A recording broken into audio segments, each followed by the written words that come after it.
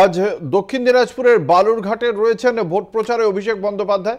তার আগে আজকে গার্ডেন রিচ নিয়ে ভারতীয় জনতা পার্টির পক্ষ থেকে বিরোধী দলনেতা, আপনারা জানেন যে শুভেন্দু অধিকারী, তিনি এক্স হ্যান্ডেলেও পোস্ট করেছেন এবং সেখানে ফিরহাদ হাকিমের গড় বা ফিরহাদ হাকিমের দুর্গের মধ্যে বেআইনি নির্মাণ নিয়ে প্রশ্ন তুলেছিলেন শুভেন্দু অধিকারী। তারই প্রেক্ষিতে তৃণমূল কংগ্রেসের সর্বভারতীয় সাধারণ সম্পাদক অভিষেক বন্দ্যোপাধ্যায় বলেছেন যে রাজনীতির সময় পরে অবশ্যই পাওয়া যাবে, কিন্তু তার আগে এই মুহূর্তে সবচেয়ে বেশি প্রয়োজন উদ্ধার কার্য। কি বলেছেন অভিষেক বন্দ্যোপাধ্যায় আমরা শোনাবো।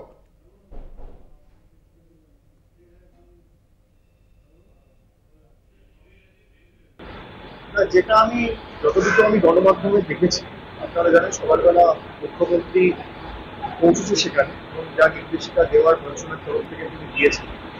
তবে যে ঘটনাটা ঘটেছে অত্যন্ত দুঃখজনক, দুর্ভাগ্যজনক এবং বেদনাদায়ক, এবং এ নিয়ে আমি মনে করি রাজনীতি করা উচিত নয়।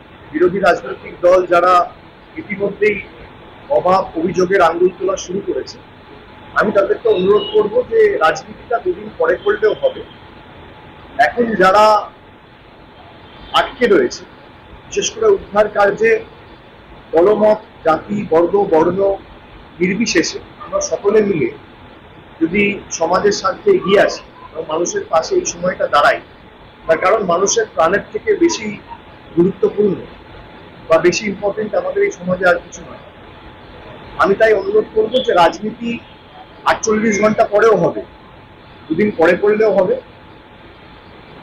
এবং আমি মনে করি আজকের ঘটনার যাতে পুনরাবৃত্তি না হয়, সর্বস্তরের জনপ্রতিনিধি, পুরসভা, প্রশাসন এবং তার সাথে কোর্ট, এই তিনটে ইনস্টিটিউশনেরই সমন্বয় থাকা অত্যন্ত গুরুত্বপূর্ণ এবং টাইট এবং স্টার্ন অ্যাপ্রোচ নিয়ে আগামী দিন কাজ করা উচিত। তাই যারা বিরোধীরা আঙুল তুলছে, আমি বলবো 48 ঘন্টা পরে তুলুন, মানুষের পাশে এসে দাঁড়ান, সবার উপরে মানুষ ধর্ম, মানুষের পাশে এসে মানুষের জীবন বাঁচান। দিল্লি থেকে টুইট না করে বা বড় বড় ভাষণ না দিয়ে তিনি পর্দায় বসে উদ্ধার কার্যে প্রশাসনের মদত করুন, পাশে থাকুন, মানুষের পাশে দাঁড়ান।